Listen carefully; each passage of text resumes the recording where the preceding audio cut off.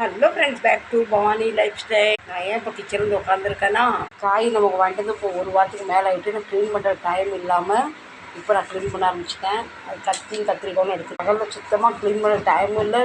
இப்போ நம்ம க்ளீன் பண்ணி வச்சுட்டோம்னா முடியும் போதும் சமையல் பண்ணிக்கலாம். ஏன்னா க்ளீன் பண்ண ரொம்ப டைம் ஆகும் ஃப்ரெண்ட்ஸ்.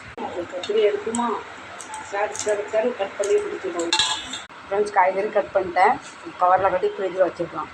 சில காய்கறிக்கு காலையில் கட் பண்ண ரொம்ப டைம் ஆகுது. அதனால் சில காய்கறி இப்படியே கட் பண்ணி வச்சுருவேன். பாதி வேலை நைட்லேயே முடிச்சுட்டு நம்ம காலையில் இவ்வளோ கஷ்டம் வராது. அதனால காய்கறி கட் பண்ணி வச்சு எல்லா காயும் கட் பண்ண மாட்டேன். சில அப்படி ரொம்ப லேட்டாக வர காய் தான் கட் பண்ணேன். அப்படின்னு சொல்லி மாவு பசங்க வச்சுருவேன். காலைல மாவு பசஞ்சு சமையல் பண்ண ரொம்ப டைம் ஆகுது.